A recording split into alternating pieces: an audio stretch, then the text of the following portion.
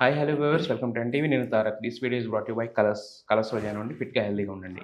కేసీఆర్ కేశవచంద్ర రమావత్ ఈ సినిమా మాత్రం గత వారం 10 రోజులుగా బాగా హల్చల్ చేస్తుంది. త్వరలో థియేటర్స్లో రాబోతుంది. సో ఈ సినిమా గురించి మాట్లాడడానికి క్యాస్ట్ అండ్ క్రూ మనతో ఉన్నారు, వాళ్ళతో మాట్లాడదాం. హాయ్ సుజాత గారు, ఎలా ఉన్నారు? హాయ్ అన్నయ్య గారు. హాయ్ కేసీఆర్ గారు, ఎలా ఉన్నారు? కొత్త పలకరింపు బాగుంది. మరి అంతే కదా, ఎలా ఉన్నారు తర్వాత ఆగేదిలే. ఎలా ఉన్నారు ఎలా ఉన్నారు ఎలా ఉన్నారు మరి అంతే కదండి. మళ్ళీ అయితే ఆగితే మన గ్యాప్ ఇస్తే ఫీల్ అవుతారు. ఈ గ్యాప్ లో మమ్మల్ని ఎందుకు పలకరించట్లేదు, మేమేం తప్పు చేసాం, ఏం తక్కువ చేసాం అని చెప్పి. మీరంతా సీనియర్ జర్నలిస్ట్, అందుకని చెప్పేసి మన కేసీఆర్ గారి దగ్గర నుంచి మొదలు పెడతాం. పెద్ద మనిషి కాబట్టి లాస్ట్ లో పలకరించాం. అయితే బాగుందా కేసీఆర్ అనే పిలుపు? బూస్టింగ్ గా ఉంది. మీరు ఆ పిలుపు నచ్చే కదా సినిమా చేసింది యాక్చువల్ గా. అంటే మనం రకరకాల సినిమాలు రకరకాల ఉద్దేశాలతో చేస్తుంటాం. కొన్ని మన మనసుకు నచ్చి చేస్తాం, కొన్ని జనాలకు నచ్చాలని చేస్తాం, కొన్ని డబ్బులు రావాలని చేస్తాం, కొన్ని డబ్బులు ఎక్కువ కూడా చేస్తుంటాం అప్పుడప్పుడు కొంతమంది. సో ఈ సినిమా చేయడానికి రీజన్ ఏంటి? రాకింగ్ రాకేష్ అనే వ్యక్తి ప్రొడ్యూసర్గా పేరు చూసుకోవడానికి రీజన్ ఏంటి? అవార్డు కోసం. అవార్డు కోసం అంతే. అంటే ఏ అవార్డు? మీరు ఏ అవార్డు ఇస్తే అవార్డు. అంటే ఏ అవార్డు కోసం అంటున్నారు? ఇప్పుడు రేపు ఇది ఆస్ట్రేలియాలో డిసెంబర్ 26వ తారీఖున ఇంటర్నేషనల్ ఫిలిం పొలిటికల్ అఫైర్స్లో ఈ సినిమా నేను ప్రదర్శిస్తున్నాను ఆస్ట్రేలియాలో. ఓకే.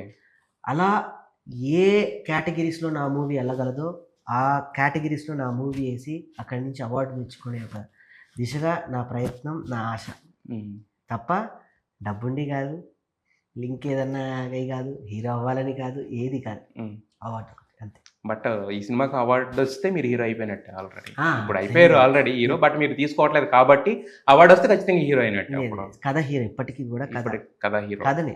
అయితే యాక్చువల్గా ఈ టైంలో కేసీఆర్ అనే సినిమా రిలీజ్ చేయడం, అది మీరు కేశవచంద్ర రామావత్ అన్నా ఇంకోటన్నా వెనకమాల ఆయన బొమ్మేశారు. ఈ టైంలో రిలీజ్ చేయడం పొలిటికల్గా అంటే ఏమి ఎటు నుంచి ఎలాంటి అభ్యంతరాలు లేవా? లేకపోతే అన్ని ఎదుర్కొన్నాను స్వామి, అన్ని ఎదుర్కొంటా కూడా. అంటే అలా నా మీద ఎవరు కూడా బ్రహ్మాస్త్రాలు వేసే వాళ్ళు ఎవరు లేరు. ఎందుకంటే ఐ నో అంటే ప్రతి ఒక్కరికి నేనేంటో తెలుసు, నా మనసు తెలుసు, నా వ్యక్తిత్వం తెలుసు.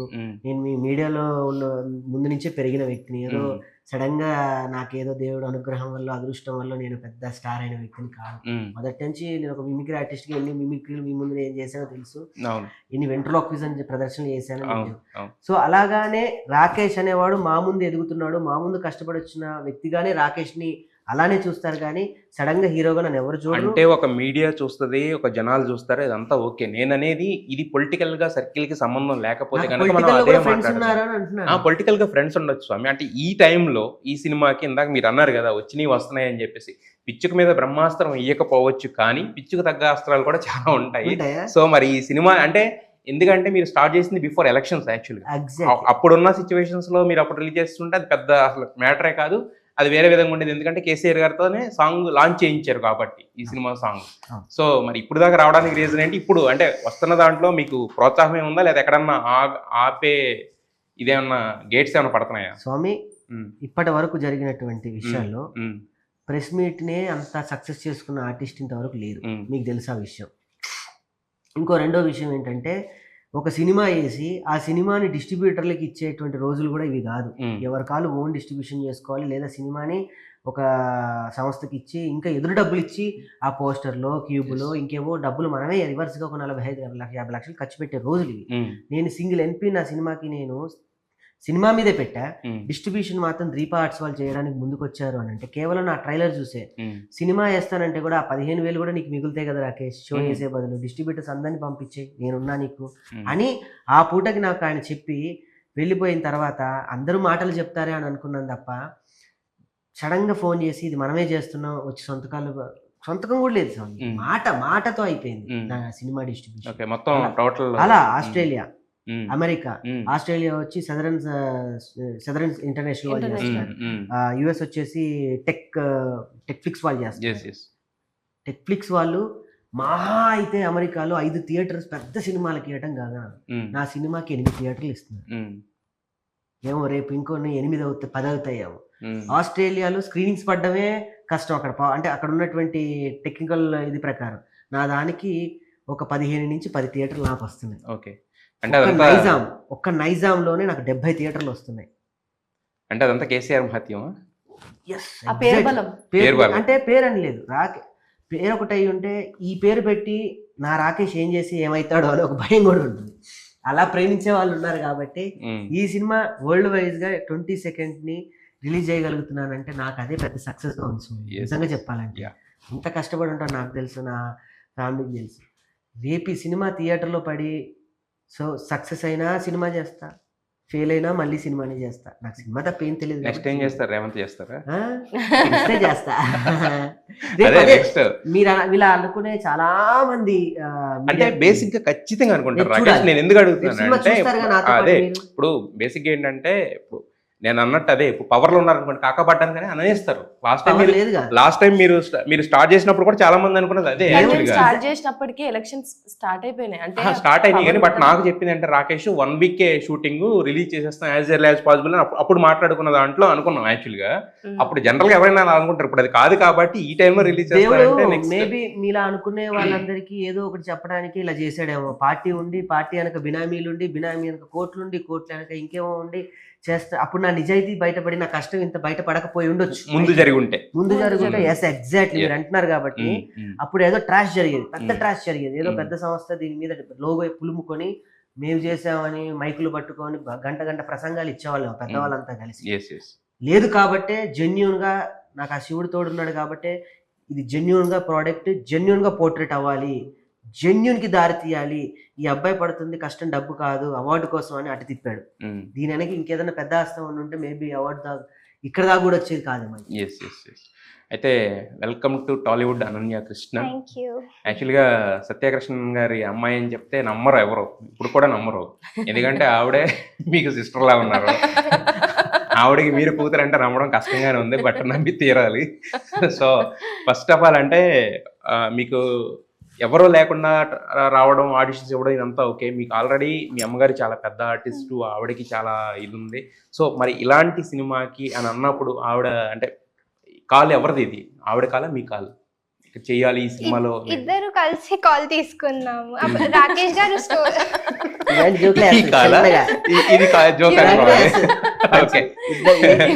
నేనేమనుకున్నా తెలుసా, కాన్ఫరెన్స్ కాల్ పెట్టింది అనుకోలేదు. నీ కాల నా కాల్ అంటే ఎవరి కాల్ కాదని నా కాలే అలా అనుకున్నా. ఓకే పోనీలే, ఇద్దరు కలిసి కాల్ కాన్ఫరెన్స్ కాల్ అనుకున్నాం కాసేపు. ఓకే స్టోరీ సెట్టింగ్ అప్పుడు మమ్మీ కూడా ఉంది. ఇద్దరం కలిసి కథ విన్నాక కథ నచ్చి అది డిసైడ్ చేసాం. ఓకే మీకు కథ అంటే అవగాహన ఉండి అంత ఉందా? యాక్చువల్గా చెప్పినప్పుడు విన్నా, నేను కూడా ఉన్నాను కదా. సో నాకు నచ్చింది, నా క్యారెక్టర్ గురించి చెప్పారు, అది నేను చేయగలుగుతానని అనిపించింది. కథ నచ్చిందా? హీరో గారు నచ్చారా? హీరో గారు నచ్చారా? అదే తప్పేముంది, వాళ్ళిద్దరు కలిసి ఓంటావా మామ ఓంటావా సినిమా చేశారు కదా. సో వాళ్ళిద్దరు మాకు అక్కడ బాండింగ్ ఉంది. అక్కడే పర్ఫార్మెన్స్ బాగా చేసింది.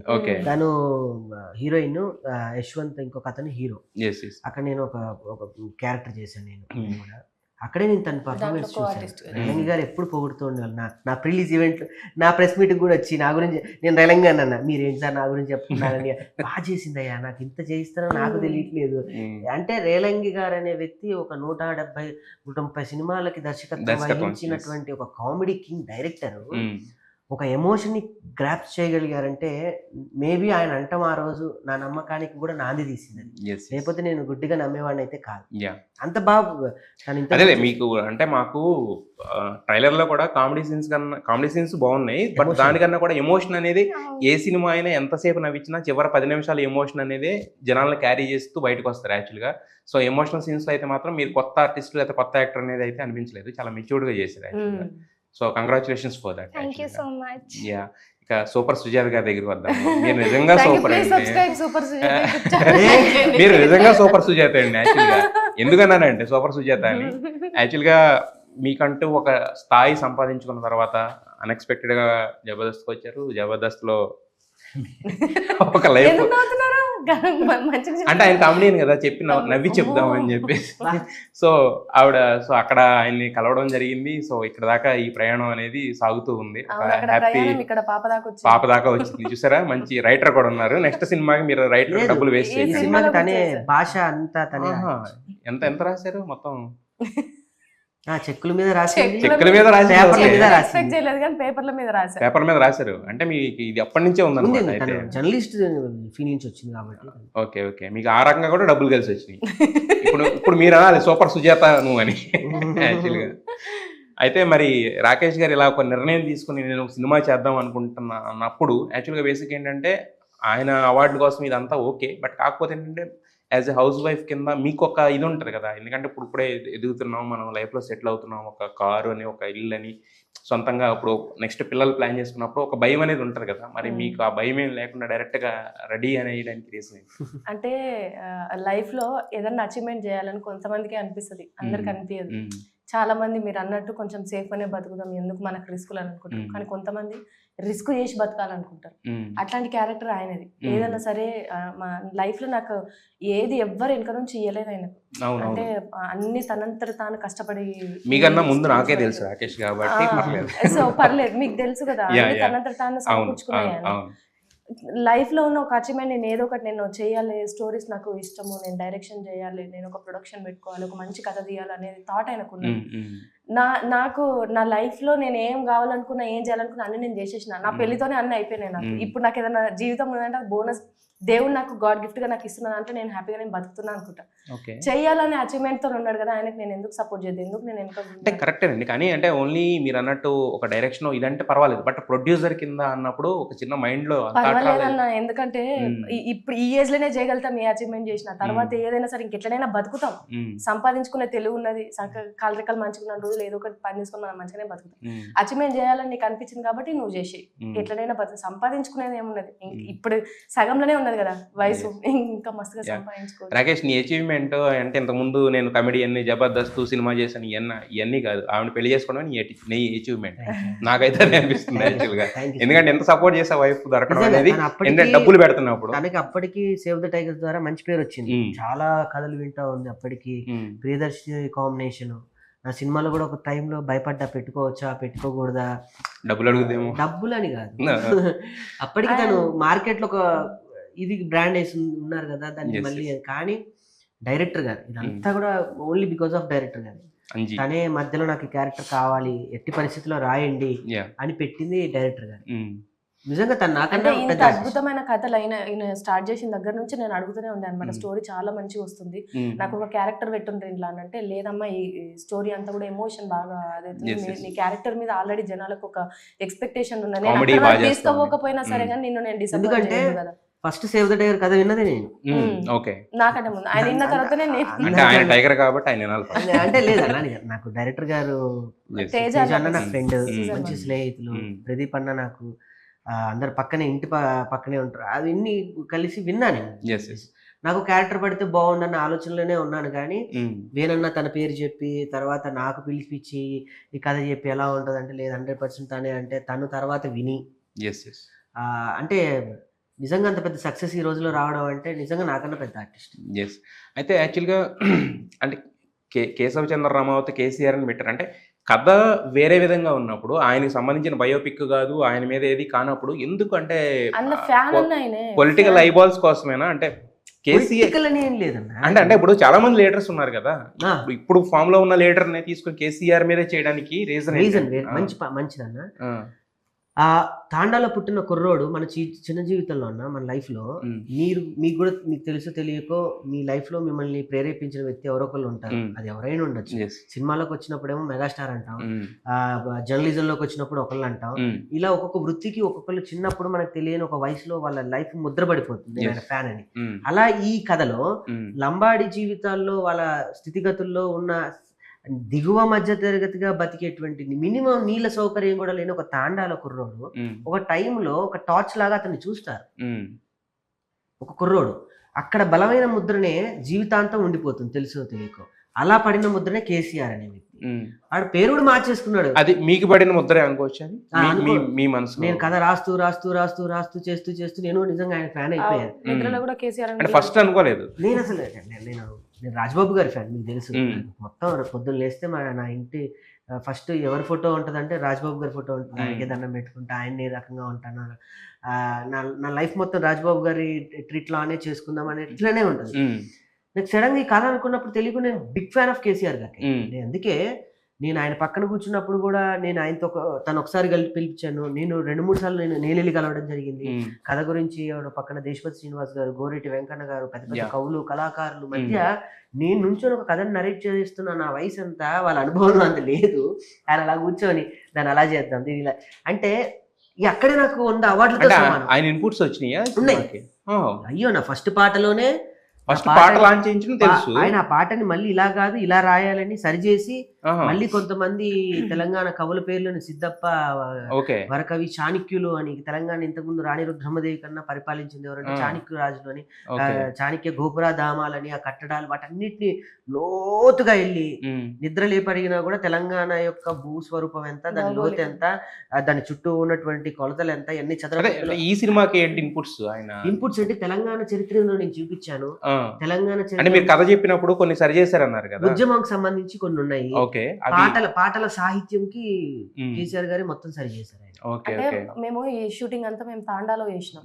ఆ తాండాలో కూడా అందరి దగ్గర అంటే కూర్చొని ఆబ్వియస్లీ వాళ్ళ ఇన్పుట్స్ ఎట్లుంటే తీసుకుంటాం కదా, వాళ్ళ దగ్గర కూడా మేము కేసీఆర్ గారి గురించి మాట్లాడినప్పుడు ఇప్పుడు మన జనరేషన్ కి ఎరక రాకముందు ఎట్లుండే వచ్చినాక ఎట్లుండే అని, కానీ వాళ్ళకి అంతకు ముందు నుంచి కూడా ఎరికే కదా, వాళ్ళు కూడా చెప్పేది అనమాట. సో కేసీఆర్ గారు వచ్చిన తర్వాత సీన్స్ కూడా క్రియేట్ చేసుకున్నాం. సో అంటే ఆ ఇన్స్పిరేషన్ తో వాళ్ళు చెప్పిన మాటలు విన్న తర్వాత కొన్ని సీన్స్ యాడ్ చేసుకున్నారు. ఓకే, అయితే మీరు రియల్ లైఫ్ లో వైఫ్ అండ్ హస్బెండ్, బట్ సినిమాలో చూస్తేనేమో అత్త. ఓహో, అత్త అల్లుడా? ఈ కాంబినేషన్ అసలు మామూలుగా ఎవరు ఎక్స్పెక్టెడ్, అసలు మామూలుగా లేదు. సో మీరే క్రియేట్ చేశారు ఇది కూడా?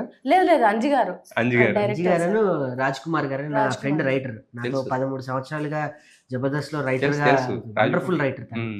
ఈ సినిమాకి డైలాగ్స్ ఈ రోజు అన్ని మీమ్స్ అయినా డైలాగ్స్ అన్ని బలంగా పడి, ధనరాజ్ గారి డైలాగ్ ఎక్కడో కనెక్ట్ అయ్యి ఒక పెద్ద రైటర్ నాకు ఫోన్ చేసి అడిగారు, ఈ నెక్స్ట్ సినిమాకి నేను రాస్తానయ్యా అని. పెద్ద పెద్ద ఋషుల్ని కూడా రాముడి చేతి తాకలేదు, చిన్న ఉడత పిల్లని తగిలింది. ఏమో నీరాత ఎలా రాశారు, ఎంత ఇంపాక్ట్ అంటే అంత పెద్ద రైటర్ నాకు ఫోన్ చేసి ఈ సినిమా ఆ డైలాగ్ ఎంత లోతుగా తగిలింది అంటే, నిన్ను ఉడతని చేసి వెంటనే నిన్ను ఆంజనేయ స్వామి ఎత్తికెత్తాడు నిన్ను. అది ఎంత విజ్ఞతతో ఆలోచిస్తే తప్ప రాదు. అంత గొప్పగా రాజ్ కుమార్ ఆలోచించింది, గొప్ప డైలాగ్స్.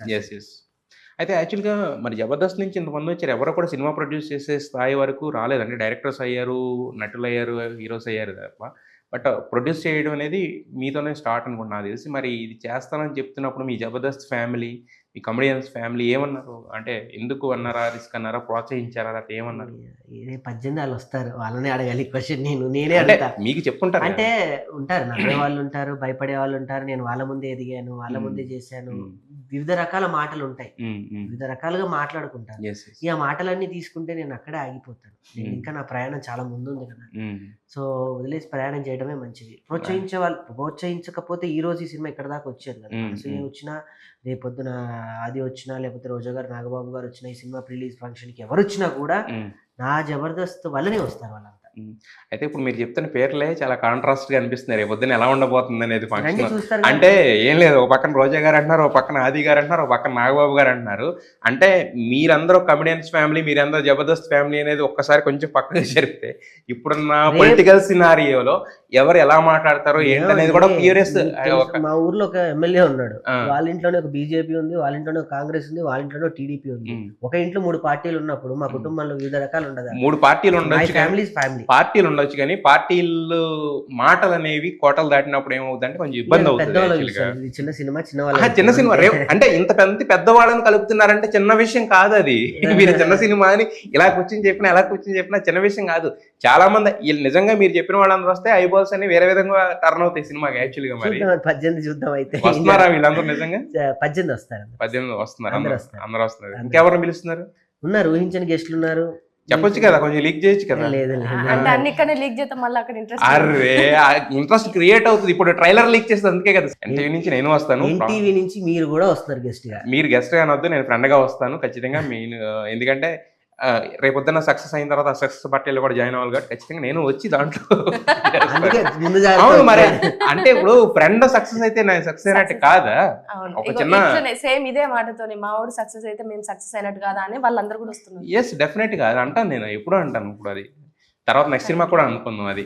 Thank you. యా, అయితే ఏమో మీరు ఈ సినిమాలో చూస్తే ఏంటంటే ఒక నీట్గా ఒక తాండా అమ్మాయి లాగా రెడీ అయ్యి ఒక బావ గురించి ఇంతే ఉంది కదా.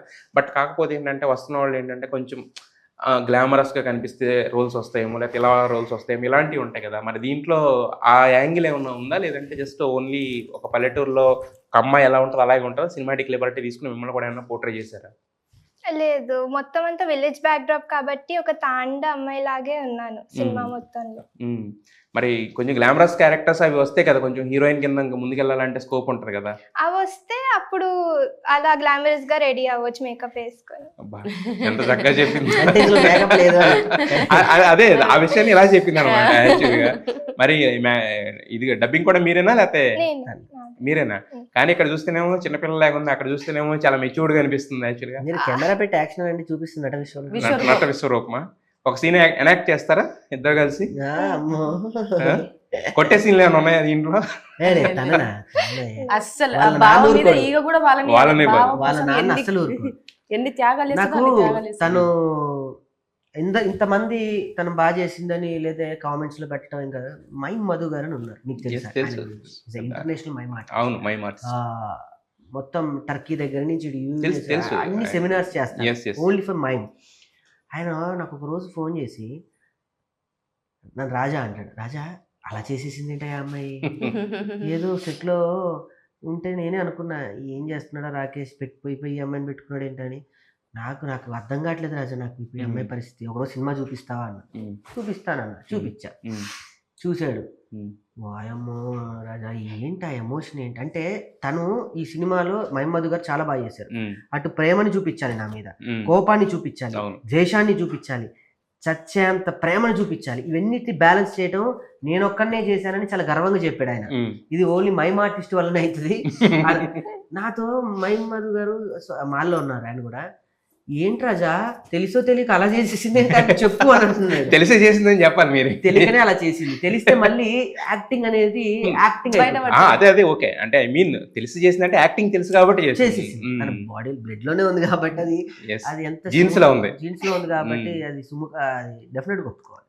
చూసావమ్మా, మీరు ఇంత కష్టపడి చేస్తే ఎవరికి పోతుంది క్రెడిట్ అంతా? మీ మమ్మీకి పోతుంది. పేరు కూడా చెప్పుకోతా నేను తెలుసా, అసలు లేదా ఆవిడ చెప్పుకోవట్లే, మనం చెప్తున్నాం అందుకని చెప్పి పేరు కూడా చెప్పుకోవట్లేదు. అయితే రాకేష్, ఇదంతా బాగుంది యాక్చువల్గా. మీరు ఏం చేశారు, ఏం చూపించబోతున్నారు అనేది మాకు అందరికీ ఒక క్లారిటీ ఉంది. కాకపోతే నా పొలిటికల్ గురించి కూడా మాట్లాడాం.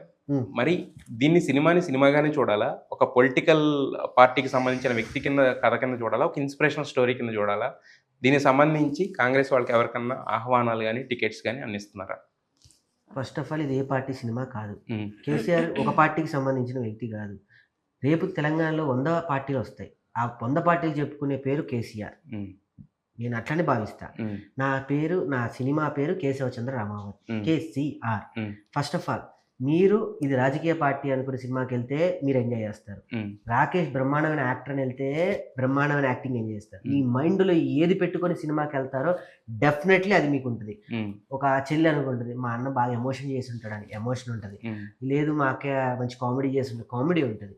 లేదు రాకేష్ ఇంత కష్టపడి సినిమా చేశాడు, ఆ కష్టాన్ని గుర్తించడానికి వెళ్ళాలి అంటే మన కళ్ళు ఎలా చూస్తే అలానే కనపడుతుంది ప్రపంచంలో ఏదైనా. నా సినిమా కూడా మీరు ఎలా మైండ్ సెట్ తో చూస్తే మీకు అలా కనపడుతుంది. మరి అయితే కాంగ్రెస్ సంబంధించిన ప్రముఖులకు ఎవరికైనా మీకు వాళ్ళు కూడా ఫ్రెండ్స్ ఉంటారు కదా, ఇచ్చారా? నాకున్నారు, నాకు స్నేహితులు ఉన్నారు. నాకు సీతక్క గారు అత్యంత ఆత్మీయులు. ఇప్పుడున్నటువంటి మినిస్టర్ పొన్నం ప్రభాకర్ అన్న గారు నాకు వచ్చే నేను అందరికీ ఆహ్వానం పంపిస్తాను. నేను వేరే దాంట్లో కూడా చెప్పాను. రేవంత్ రెడ్డి గారికి కూడా నేను 22వ తారీఖు మార్నింగ్ 8:30కి వెళ్ళి టికెట్, నా first ticket Prasad lab ticket, VIP ticket ఆయనకే ఇచ్చి వస్తాను. రేవంత్ రెడ్డి గారు ఇచ్చి వస్తాను. అంటే సినిమా ప్రియులు కదా రేవంత్ రెడ్డి. అదే సినిమా ప్రియులు కాదన. సో మా సినిమా కూడా ఒకసారి చూస్తే మన సినిమా చూసి ఎంజాయ్ చేస్తారు. ఓకే, రేవంత్ రెడ్డి గారికి టికెట్ ఇవ్వాలనేది పెట్టుకున్నారు మనసులో. అయ్యో, నేను కేసీఆర్ గారు కలవాలనేది నా గోల్. నా సినిమా రేపు పొద్దున కేసీఆర్ గారు చూస్తే బాగుండు అనుకొని నేను ఈ సినిమా నేను అనుకున్నా ఒకరోజు కథ రాసుకునేటప్పుడు. అలాంటిది ఒక పాటతోనే నేను కేసీఆర్ గారిని నేను కలవడం జరిగింది. 23 నేను షో చేస్తాను కేసీఆర్ గారు, కేటీఆర్ గారు అందరూ. నాకు వాళ్ళు తెలియదు కానీ కేసీఆర్ గారు మాత్రం నా సినిమా 23వ తారీఖు మార్నింగ్ చూస్తున్నారు. అదే అంటే కేసీఆర్ అని సినిమా తీసి ఇటు రేవంత్ రెడ్డి గారికి అటు కేసీఆర్ గారికి ఇద్దరికి చూపిస్తున్నారంటే సినిమా అదే జాతకం దానికి. సినిమా ఎప్పుడు కూడా ఒక ప్రాంతానికి కాదు, ఒక భాషది కాదు, ఒక యాస కాదు, ఒక సంస్కృతి కాదు, ఒక కులానికి కాదు. Cinema is the ultimate cinema. నేను ఎప్పుడు ఇదే చెప్తున్నా ఇంటర్వ్యూలో కూడా. ఎప్పుడో 1980 సరౌండింగ్స్ లో సంగీతం శ్రీనివాస్ గారు పుష్పక విమానం అని ఒక సినిమా తీశారు. అందులో ఒక పాట ఉండదు, ఒక డైలాగ్ ఉండదు. మూకీ సినిమా అది ప్రపంచవ్యాప్తంగా పెద్ద హిట్ అయింది. ఇప్పటికీ లండన్ లో ఈవెంట్ హిచ్కాక్ సినిమాలను కూడా ప్రదర్శిస్తూ ఉంటారు. స్టీవెన్ స్టిల్బర్గ్ సంబంధించినటువంటి ఎన్నో నాటకాలు ఉంటాయి, ఎన్ని చేస్తారు. మనం కూడా సినిమాని సినిమాలాగా, డ్రామాని డ్రామాలాగా చూసే రోజు రావాలనేదే నా ప్రయత్నం. ఇది ఒక రాకింగ్ రాకేష్, ఒక చిన్న కళాకారుడు చేసిన ప్రయత్నం. మీ అందరూ కూడా చక్కగా ఎంజాయ్ చేయొచ్చు. అంటే లాస్ట్ ఒక క్వశ్చన్, అంటే రాకింగ్ రాకేష్ ఇంత బాగా మాట్లాడుతున్నారు, ఎవరైనా కన్విన్స్ చేసేటట్టు ఇట్టే మాట్లాడుతున్నారు, పక్కన అద్భుతమైన రైటర్ కూడా ఉన్నారు, మరి ఎందుకు రాకింగ్ రాకేష్ డైరెక్టర్ చేయకుండా వేరే వాళ్ళని డైరెక్టర్ గా పెట్టుకోవాలి? డైరెక్టర్ అంటే అది నేను అనుకున్నాను ఫస్ట్. డైరెక్షన్ అంటే ఇస్ నాట్ ఈజీ. ఒక లైట్ ఆఫీసర్స్ దగ్గర నుంచి, పెట్టే షాట్ దగ్గర నుంచి, రేపు ప్రొడక్షన్ దగ్గర నుంచి ఒక కంట్రోలింగ్ గ్రిప్ ఉండాలి. అంటే అది నాకు రాని పని, నేను నేర్చుకుంటా. ఓకే, నా కళ. కానీ బట్ దిగినప్పుడు మీరు అనుకున్నారు కదా, నేను డైరెక్షన్ అనుకున్నా, కానీ మెయిన్ కథానాయకుడు వేరే అనుకున్నారు. వేరే అయితే ఈయన డైరెక్షన్ చేద్దాం అనుకున్నాను. నేను యాక్చువల్లీ నేను చెప్పాను కదా మీకు కూడా, నేను శ్రీకాంత్ గారి అబ్బాయి తను కథ చెప్పిన తర్వాత కూడా నేను కన్వే అవ్వట్లేదు స్క్రీన్ మీద. నేననే అనుకుని ఫిక్స్ అయ్యాను, అందరికి నేనేం చెప్తున్నా. కానీ నాకు పెద్ద హీరో కనపడుతున్నాను అక్కడ. ఏదన్నా పెద్ద ఫ్యామిలీ బ్యాక్గ్రౌండ్ ఉన్న హీరో అయితే రేపు ఇది కన్నుల పండగగా ఉంటుంది, చాలా పెద్దగా ఉంటుంది ఈ సినిమా, పెద్ద రేంజ్ లో వెళ్తుంది, పెద్ద బ్యానర్స్ వస్తాయి అని నేను శ్రీకాంత్ గారి అబ్బాయి రోషన్ బాబు గారికి, సుమక్క గారి అబ్బాయి, ఇద్దరు రోషన్ అనుకున్నా. కానీ అది ఇంకా ఆ టైంలో అప్పుడు రోషన్ బాబు బబ్లిగం అని ఒక సినిమా చేస్తున్నారు. అప్పటికి రాఘవేంద్రరావు గారి సినిమా ఒకటి ఆల్రెడీ రిలీజ్ దగ్గరలో. సో వీటి మధ్య నాది కుదరలేదేమో అనిపించింది. బట్ నెక్స్ట్ సినిమా డెఫినెట్ గా నేను చేస్తున్నా. అయితే ఇంకా రాకింగ్ రాకేష్ స్కిట్స్ అయిన పక్కన పెడితే యాజ్ ఏ సినిమా లైన్ లో వెళ్తా ఉంటాను. అది నా జీవితం, నాకు అన్నం పెట్టేది జబర్దస్త్, ఇది నా కళ. అదే నేను అంటే ఇంకా సినిమాలనే కంటిన్యూ అవుతూ ఉంటాయి అంటే నాట్ ఓన్లీ అంటే ఒక సినిమాతో ఆగిపోకుండా కంటిన్యూ అవుతూ ఉంటుంది బ్యానర్ అనేది. అవ్వాలనే మీరు ఆశీర్వదించండి. ఖచ్చితంగా నేను కోరుకుంటాను, ప్రేక్షకులు ఆశీర్వదిస్తారు యాక్చువల్గా ఖచ్చితంగా. సో మొత్తం అంటే టీము ఇప్పటి వరకు ఒక రేంజ్ లో ఉన్న సినిమా ఏంటంటే, ఇప్పుడు రిలీజ్ దగ్గరికి వచ్చే కొద్ది ఏంటంటే రాకింగ్ రాకేష్ తెలుసు ఎలా ఎక్కడ నొక్కాలో అలా నొక్కాడు. సో పైకి వెళ్తుంది ఖచ్చితంగా. సో 22nd ఈ సినిమా గురించి చాలా మంది వెయిట్ చేస్తున్నారు. సో అందరికి రీచ్ అవ్వాలని చెప్పి, సో పార్టీలకు అతీతంగా, మనుషులకు అతీతంగా ఈ సినిమాని ఓన్లీ సినిమాగా రిసీవ్ చేసుకుని దీంట్లో ఉన్న కంటెంట్ అందరూ ఆదాయించాలని మనస్ఫూర్తి కోరుకున్నాం. 22వ తారీఖు మీరు నేను కలిసి సినిమా చూద్దాం. సినిమాకి అంత స్టఫ్ ఉందండి, రీ రిలీజ్ కూడా ఉంటుంది. నా ఊహల్లో ఉంది. మళ్ళీ మా ఈ పార్టీ వస్తుందిగా, అప్పుడు మళ్ళీ రీ రిలీజ్ అంగరంగ వైభవంగా. yes. Wish you all the best.